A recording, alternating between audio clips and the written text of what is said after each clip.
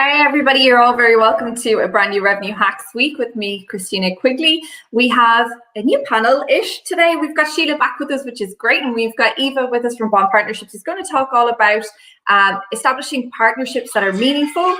And also, I've got a problem with my text, sorry. I've got my phone open and Revenue Hacks is on it. So obviously we're running a little bit behind today on the text, sorry about that. So obviously Eva's going to be here talking about partnerships, how to establish really good partnerships, and also to continue that relationship. Because again, let's be honest, we've gone through the whole COVID.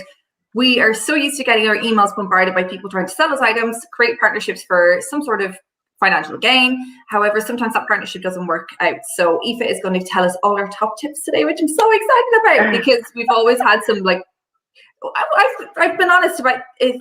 Back in the green room today, I've been getting bombarded with messages since I joined Hoist Group about API connections and being able to open up systems. Guys, I'm a key account director. I don't deal with that side of technology. You need to follow the rules, which is put in a request with everybody else. Put it out there. So let's go around the panel today and let's introduce who we are, what we do. So we'll start with Thibault. Hi guys, my name is Thibault. I'm glad to be back today. So we do revenue management across Europe, and yeah, very glad to be here with Eva and the team. Is that me? Hi, I'm Sheila Krishnan from SK Consultancy. I'm a revenue management consultant. So we offer revenue management, marketing, sales for hotels in UK and Europe. And this is my second time here, so very happy to be here today. Thank you. I love the way you're so polite about it. It's great to have you on the show, Sheila. It's always great to have you here for sure. And then we've got Eva.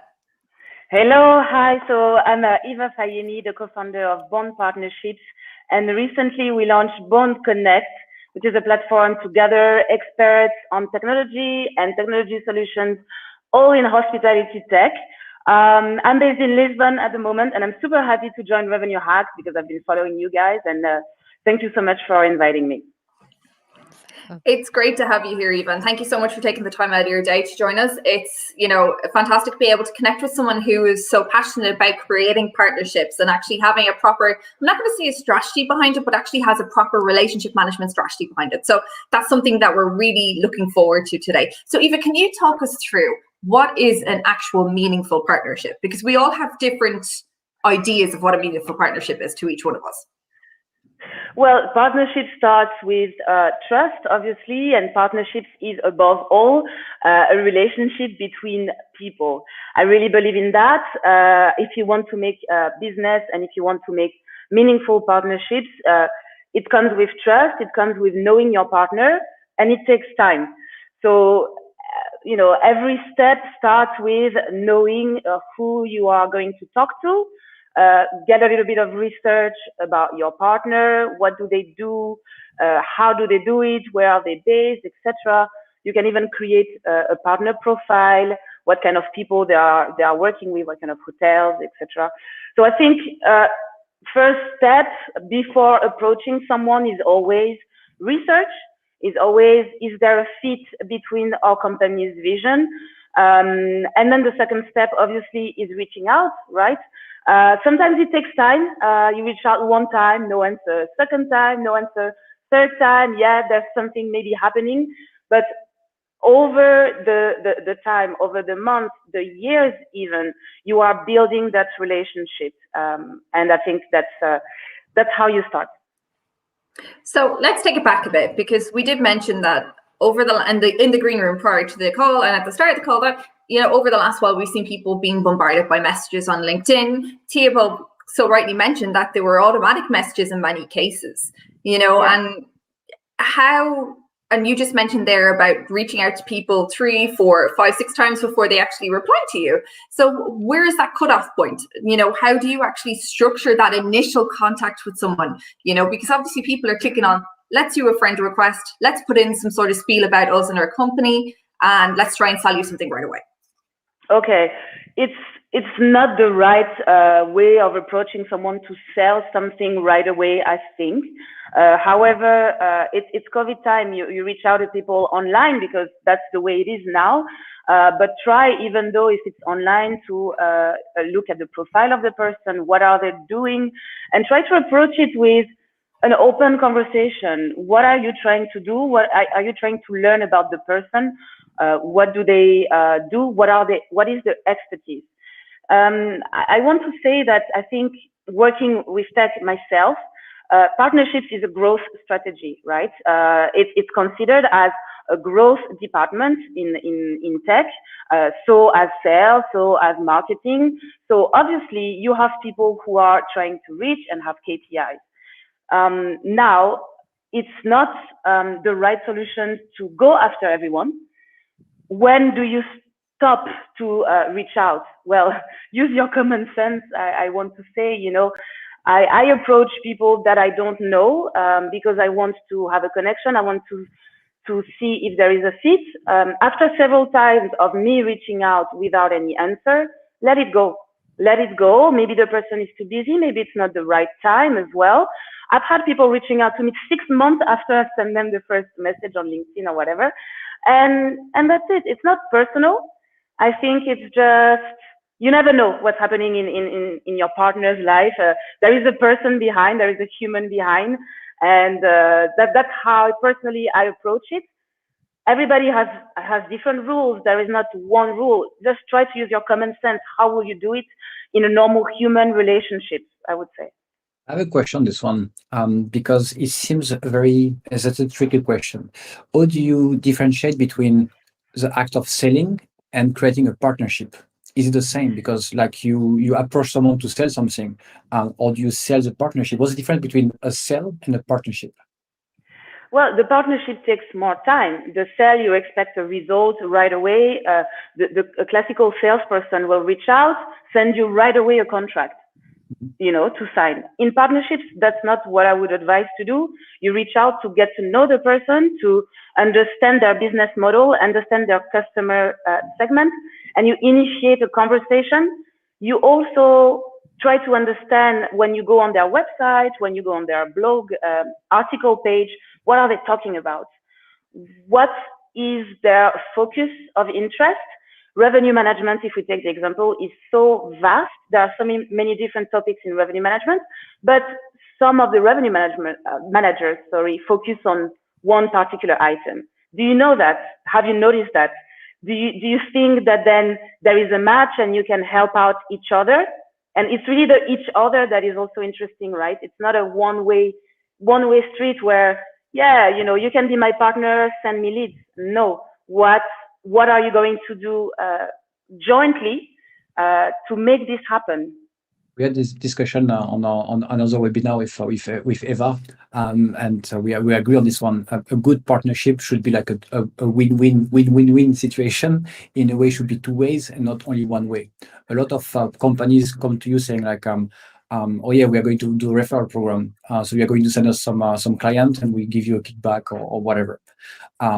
But what is in for the other side? It should be like a two-way connection, a two-way partnership, and that's where I believe there is some difference between the sales and the partnership. So yeah, definitely agree with you, Eva. I think it's not, the reward, the revenue share. If you think about it, it's not the problem. Let's say some will accept it, some will not. Some will recommend technologies willingly.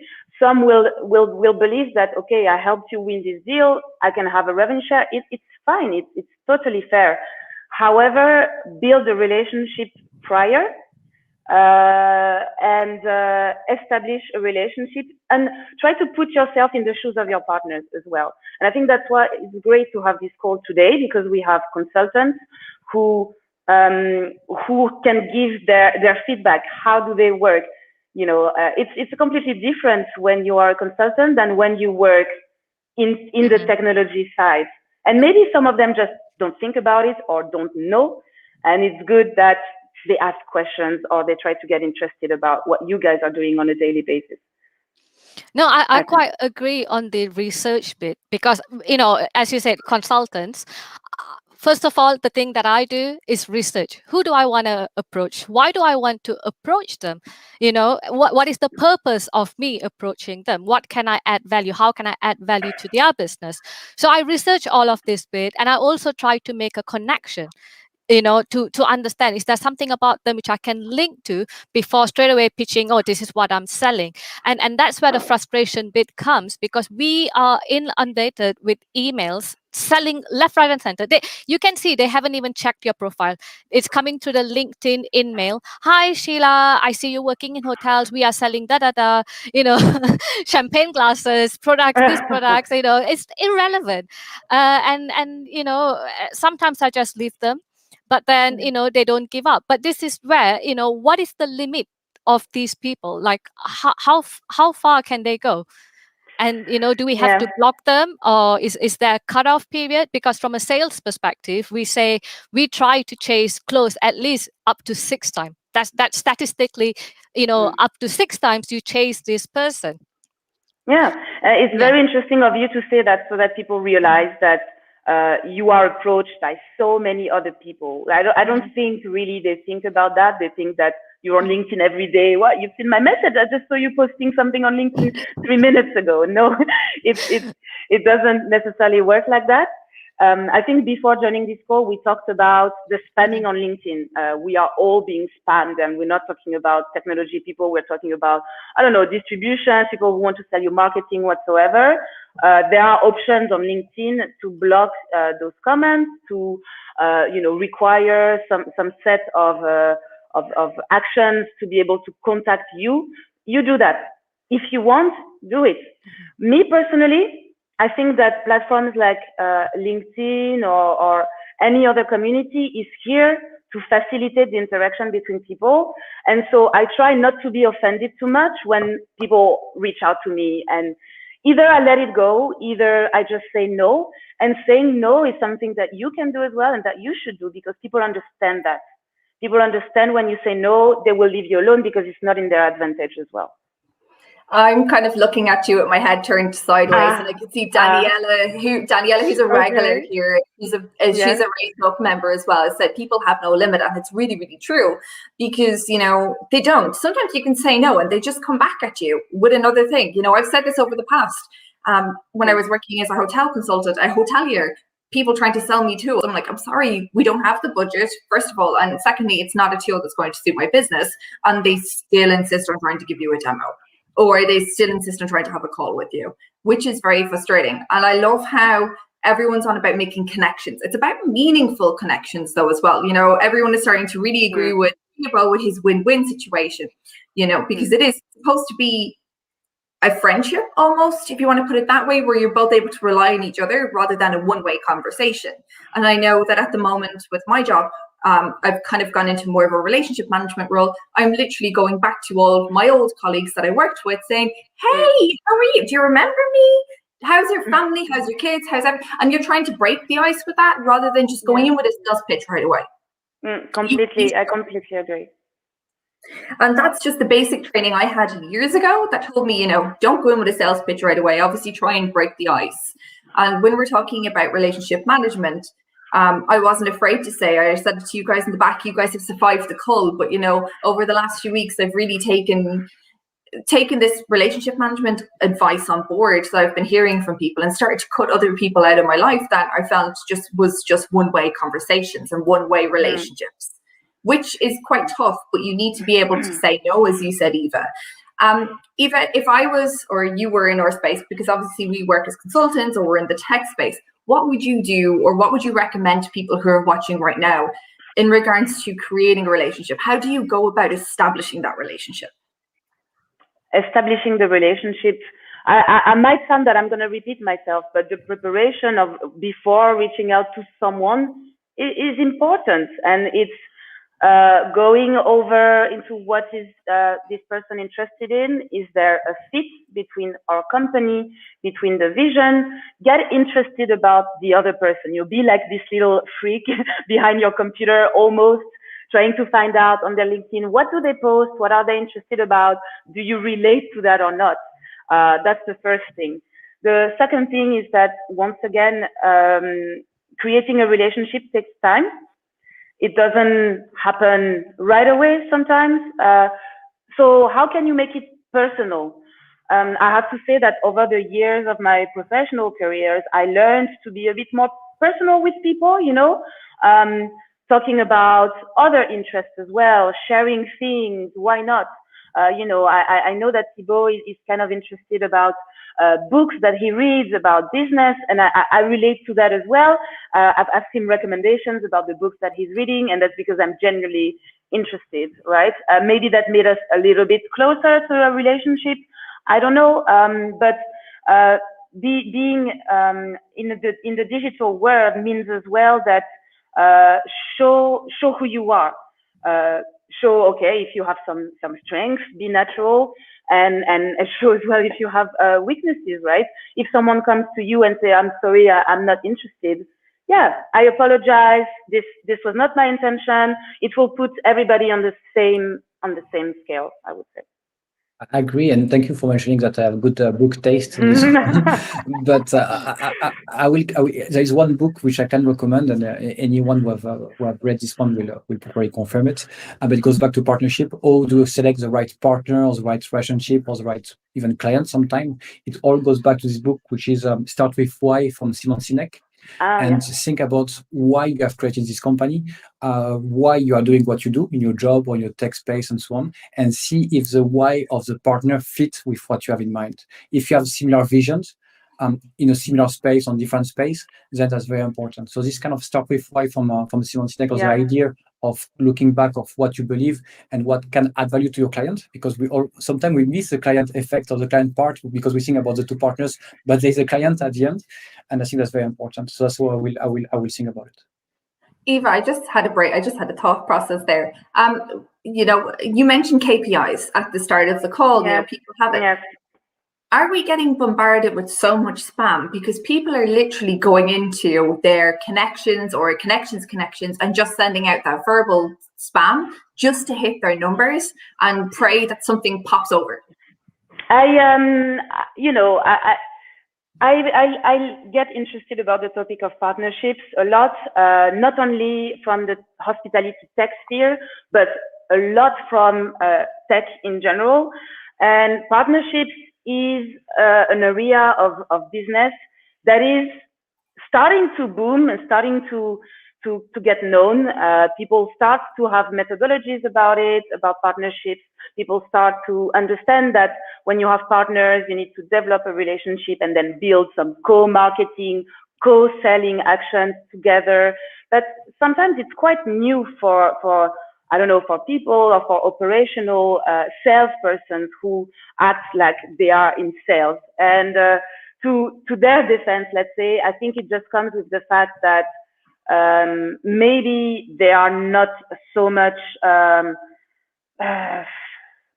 Thibault, you were talking about books, partnerships. Yeah, this book of Simon Sinek, I know it. There are no books about partnerships. There are no books. There are a lot of books about sales, about marketing, about whatsoever. But maybe people just need to get a bit more educated on the subject. And that would help to grow professionals that have the capabilities and the knowledge to know the job. That's it. That's yeah. I think people are out there. Just hang on a second, because I love the way you mentioned the book, because Adele has joined. Adele, thank you so much for joining. And Adele has said that everyone needs to read that book. It's really, really powerful. Go on, Sheila, you go, and then I'm going to ask a question on behalf of someone else. Oh, yes. No. Oh, gosh, I kind of lost it there. I think it's primarily people are just seeking to sell. That is the issue here. People just wanting to sell and not form a partnership. So, and this is where the thing is, are they segmenting their clientele first from a sales perspective? As Thibault said, ask why. Why are you selling? Why are you doing this? And this is where they are missing. And going back to, it's, that there is no a training on building partnerships. I think that is where the challenge is. If salespeople are trained to how to build partnerships first versus selling, and I think there might be some improvements on all these spam emails that we are getting. I see some really interesting comments actually from people on the chat, and you're right, Sheila.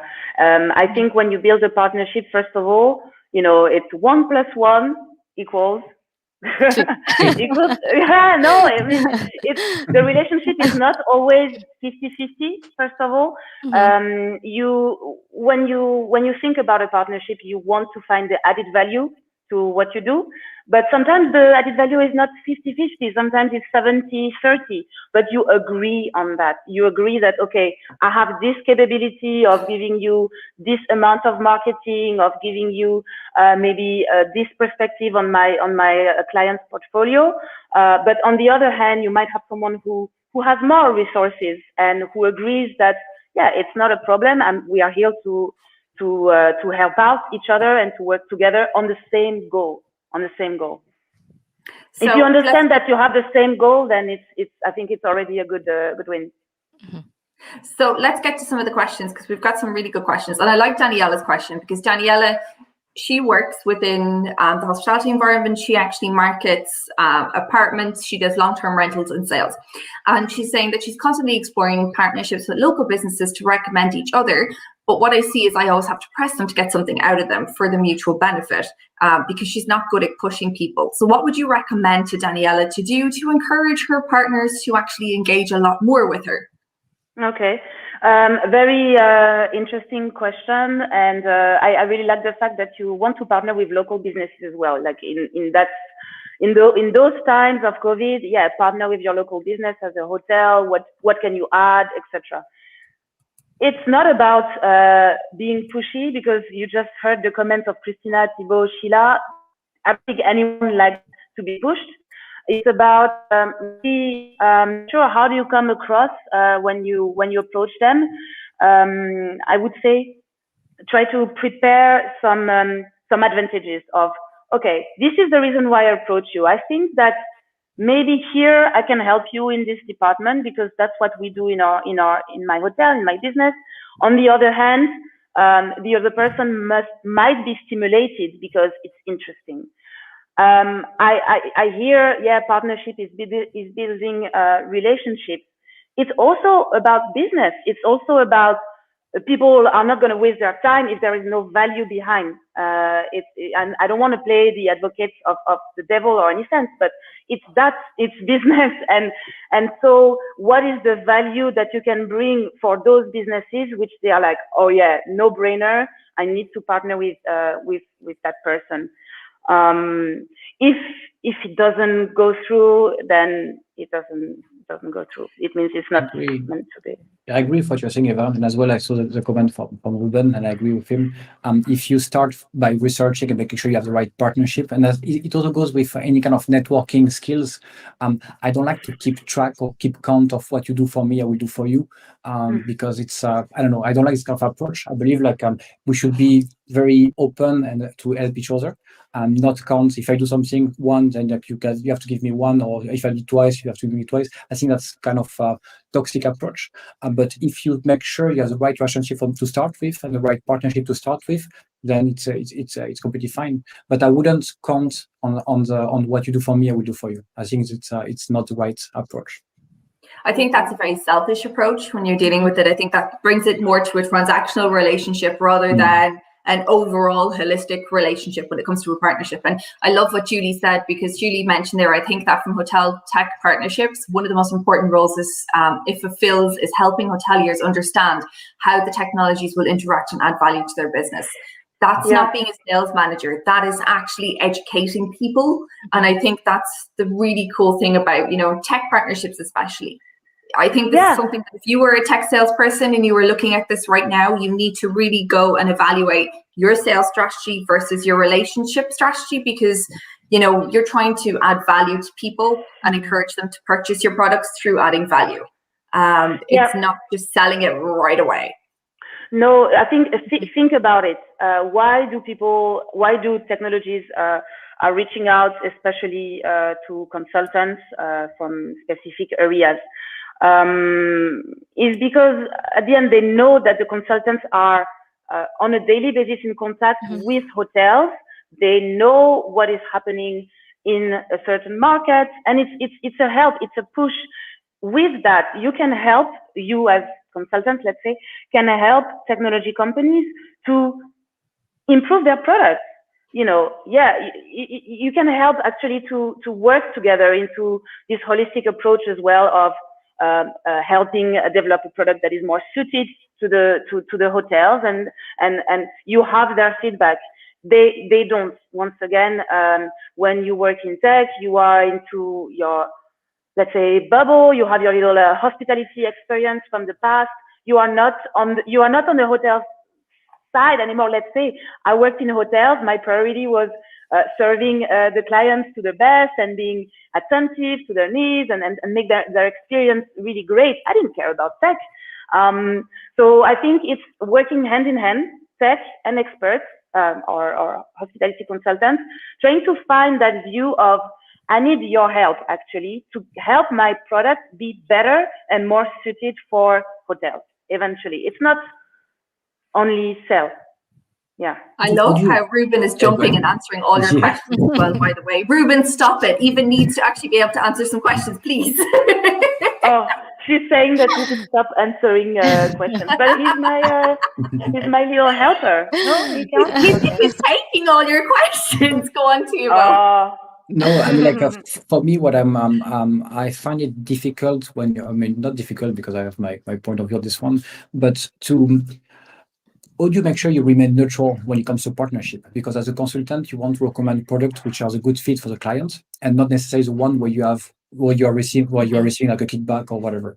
So I think it's very important, or you create one or two partnership where you believe in it, or you partner with everyone. So this way you are neutral in a way.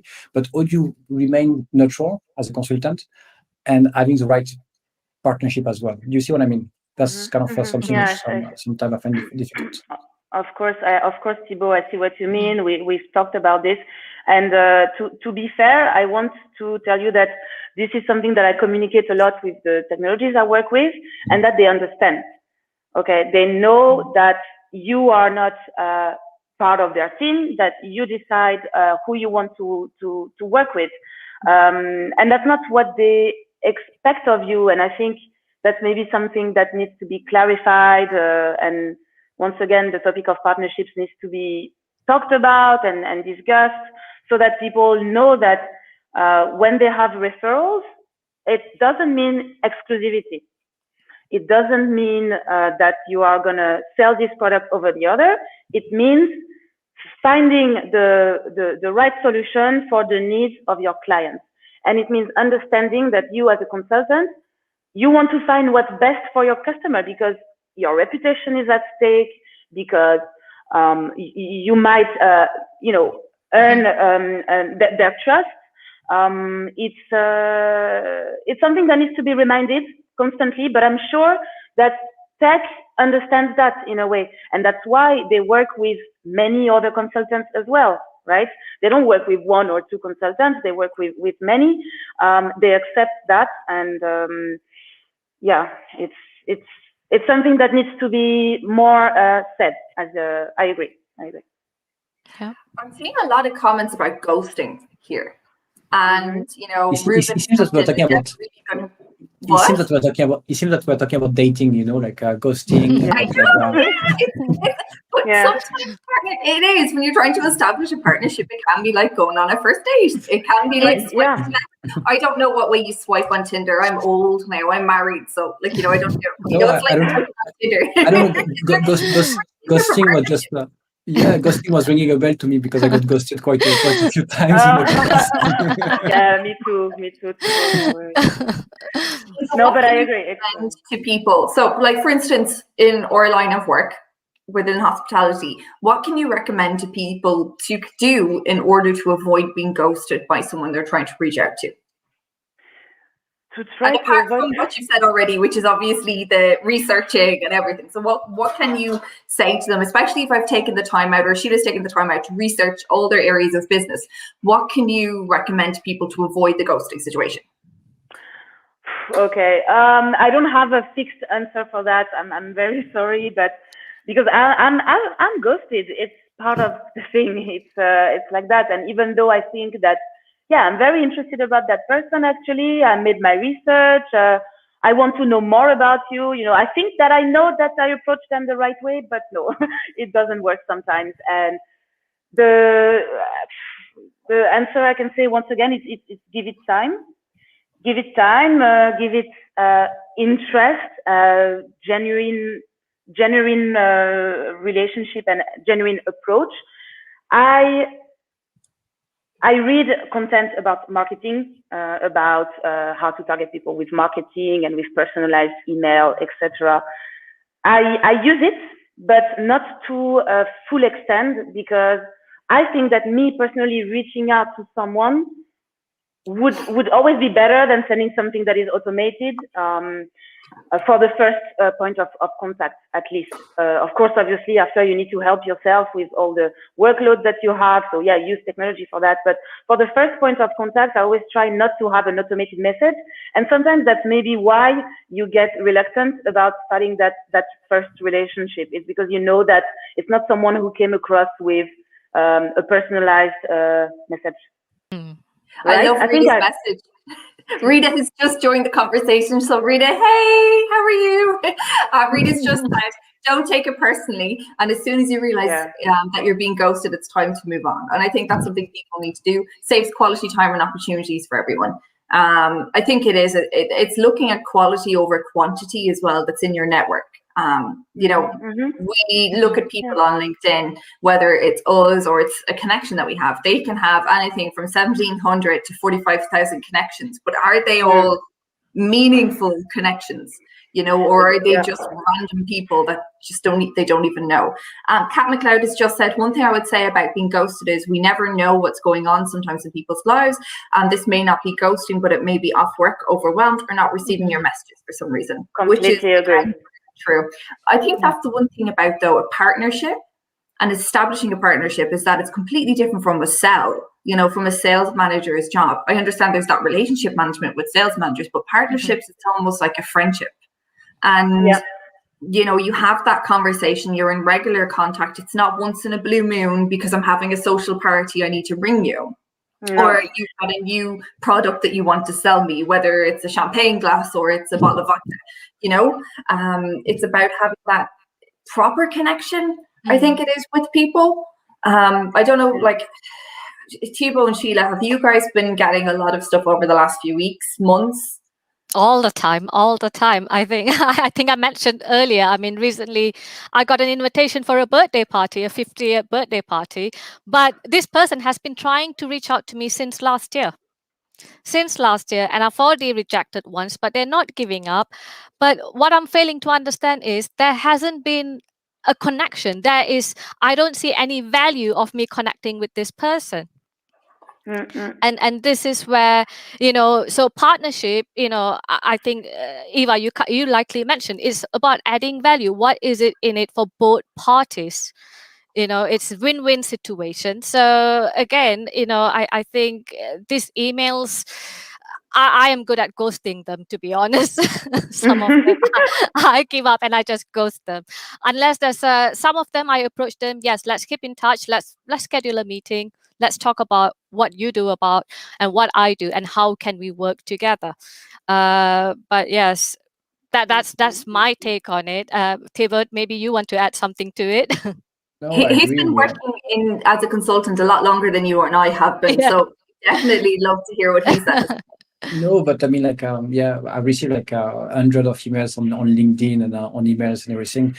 What I do is that, again, I agree with what you're saying, Eva. And I like the 1 + 1 = 2, but the 1 + 1 should be free, actually. And if there is no free, then you should go into this kind of partnership or relationship for anything. But I'm also very conscious of my time. So when it comes to reaching out to me or anything, I will. If there's some few things which doesn't make sense, I will not reply. So I will start to ghost, not because I want to be rude, but because I also protect my time to spend more time on more meaningful stuff, like go for a run or take care of my newborn baby. But you see what I mean? If you reply to every single email or every single thing that we have, then we lose so much more, so much time. Yeah.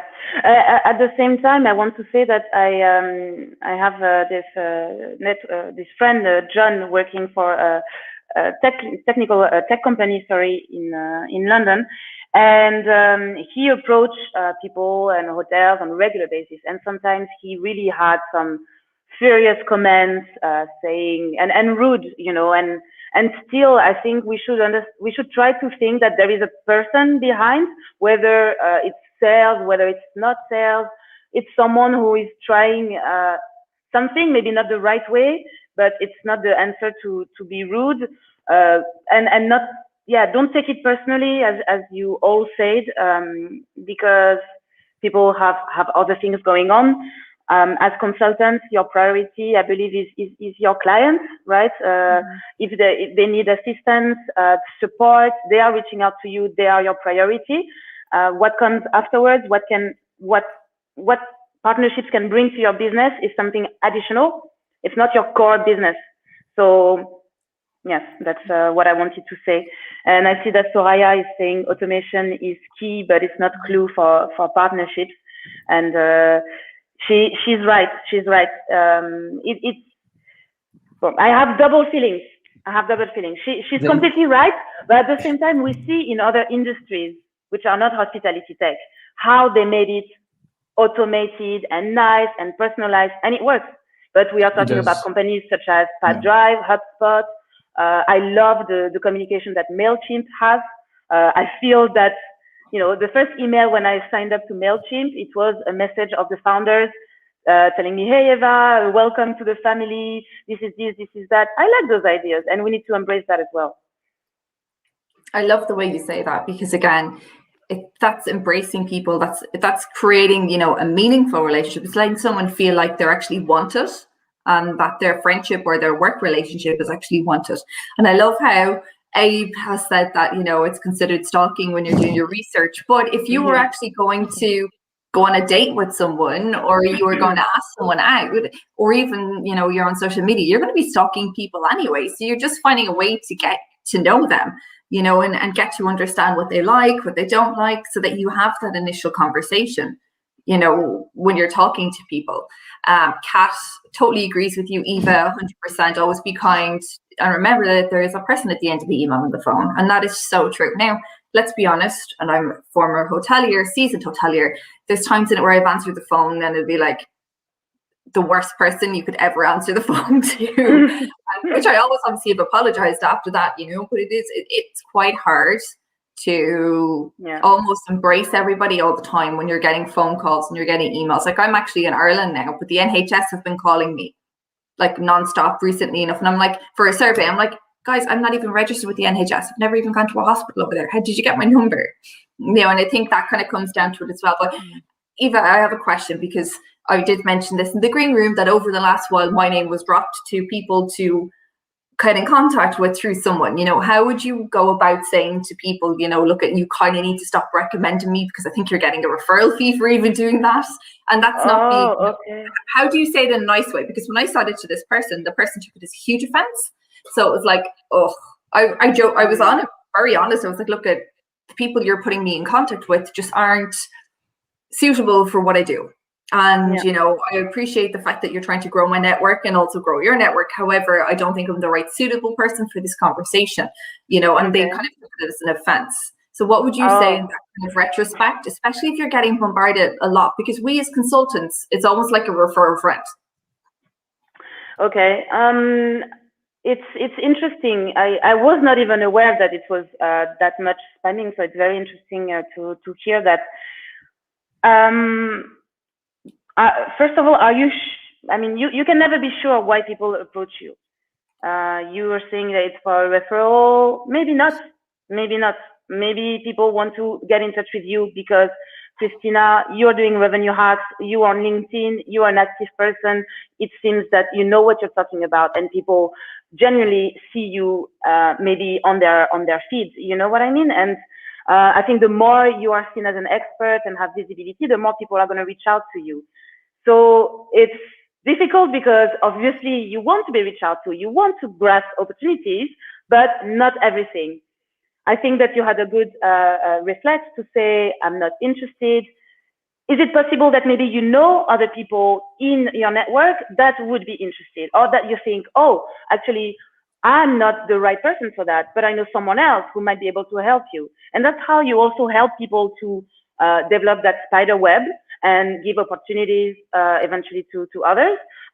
We know that since COVID, some people are starting their own business, starting their own consultancy, young professionals who might actually like that opportunity as well. I would recommend to try to introduce someone else you know, or strong. Now I feel really bad, Eva. That is so good. Right. That actually information is really, really good because now I feel bad because I didn't don't introduce know. anyone. But now I know to introduce Sheila all the time. Thank you. We have That'd a be nice. question. Well, Sheila's new. Sheila created her company last year. So we do have a question from Rita again. Eva, a question about transparency. How can we be more transparent for partners while partnering with others and setting expectations? That is a really good question, actually. I like that. How can we be more transparent with partners? Being honest. It's part of being honest at the start. At the start, you know, if you don't set expectations, as you say, from the beginning, and you let the partner believe that yes, you are okay to partner, but you don't, let's say, develop the requirements, then you will get eaten. They will eat you. they will try to grasp any opportunities that they can, and so I think that being just honest from the start and developing that relationship with time, not pressuring people, might be valuable.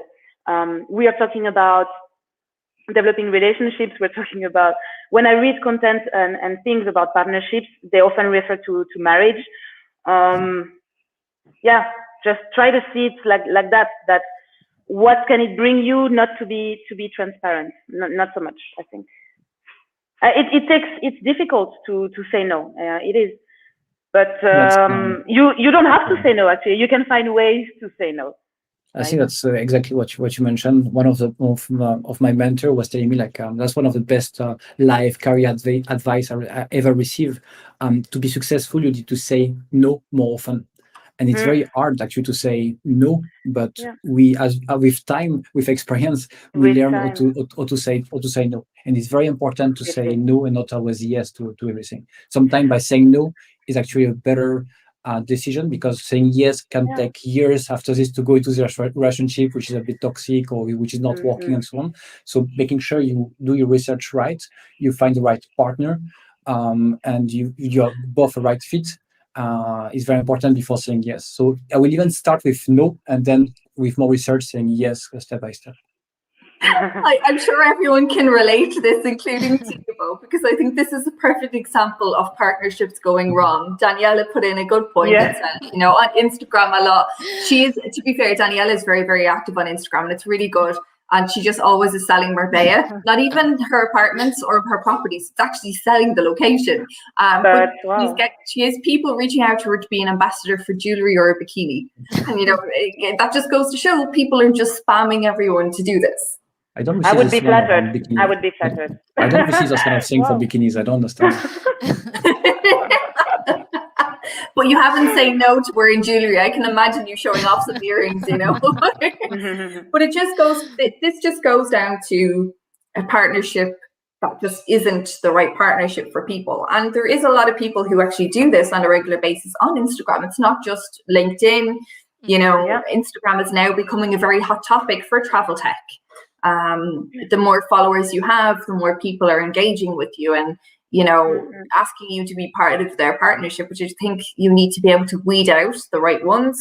Do you want to work with sexy tech that looks great on the outside and is really crap on the inside? Or do you want to work with meaningful partners that will bring added value to your business, but also to the people that you represent? And I think that's something people need to realize as well, is that if you're a consultant and you represent yourself, you're also representing the properties you work with. So do you want to start pushing technology on them or distribution technology that's not exactly 100% just because they're giving you an added value or a kickback? It just doesn't make sense. And that's what I was going to say. I mean, as consultants, the client's success is the consultant's success. So whoever that's approaching, you know, it needs to be also about creating opportunities. You know, what opportunity can I present to my hotel, to my client? You know, what is it going to increase the profitability? If then that's a partnership there. That's a true marriage then, you know, let's sign the contract. Versus, you know, all these Instagram tags, you know, like we're talking about Instagram just now. Sometimes my SK consultancy gets tagged into random profiles, and then you get so many likes, and I don't even know who this person are. It's totally irrelevant to hotels that I have to block them or report them? Yeah, I think it makes me think about the fact that partnerships can be, you can be so creative. You can be so great. There are so many different ways to do partnerships. You have sponsoring, you have marketing, co-marketing, events. It doesn't, how can you, what does the other person want? What would they need? It doesn't have to be a kickback. If you feel that you would want something else, I think as well, what maybe the other person reaching out to you would want to hear is, what do you want? And assume what you want. I need views on my website. Can we write a blog together? And we all do that internally in our heads, but we don't think about being transparent about it. And I think that it's fine. I used to work for a magazine in Paris. I was doing a lot of sponsorship and advertisement. Sponsorship was really like, okay, I need sponsors for that event. Who is going to be the best fit to represent that event? Who fits the brand of the magazine, etc., etc. You find your sponsor. Okay, what are the rules? One post on Instagram, one post on Facebook, bam, bam, bam. Each of us knows when to do the post, what are the hashtags and this and that. And that's a done deal. And it's been done prior to any decision before you sign a contract or whatever. So ask what you want. I think it would help people to understand or to be less needy, because you can ask for things that would help you or your business. Thank you. I love it. It's been really insightful today. And just to recap, I think people need to do the research. Number one, they need to be very true to themselves, and you need to stop spamming people just to hit your KPIs. You need to reach out to these people and make a proper, valuable connection with them. Does anyone have anything else to add to this just before we wrap up? Because we're now running out of time. I think you covered most of it. Yes. No, I think it's yeah. I think it's been really, really good, Eva. And thanks so much, because for us, you know, for me especially, it's always a little bit hard to say no sometimes to people. And then there's other times where when I say no, I can be very harsh. Everyone knows me now. I've been on the air for a year with everybody, so they know how very cutthroat I am with people. And I think it's about being able to be as transparent as we can to say, look, if we don't have time, however, you know, or your product doesn't fit me, like I've learned today from you, Eva, to recommend somebody else. So she's going to be my recommendation all the time now. She's really going to hate me. Thank you. When we come back after our break, she's going to really hate me. But I just want to say thank you so much, Eva, today for joining us. If you want to catch up with Eva and see what she's all about, check out Bond Partnerships. You'll be able to check them on their website, or else hit up Ruben, who is Eva's partner. He has actually been in the chat as well, answering questions, which has been really good because there's been a lot of stuff coming in. So Ruben, thank you so much for joining us as well. We should have had him on screen. Let's be honest. We should have had him on screen. We are on a break next week. We're going to have a week off just to kind of get our heads around being a year, just everything together. And we're going to be back the following week. So join us. We're going to have a really good conversation about hospitality recruitment. And we're going to have Joe Fowles, Tom Finn, and we're also going to have Margaret from Red D Consultancy here in Ireland, which is going to be really, really good. We've got some other Irish person on the call. I'm delighted. So join us in 2 weeks' time at 1 o'clock. Thank you so much for joining us, and we'll see you all soon. Bye.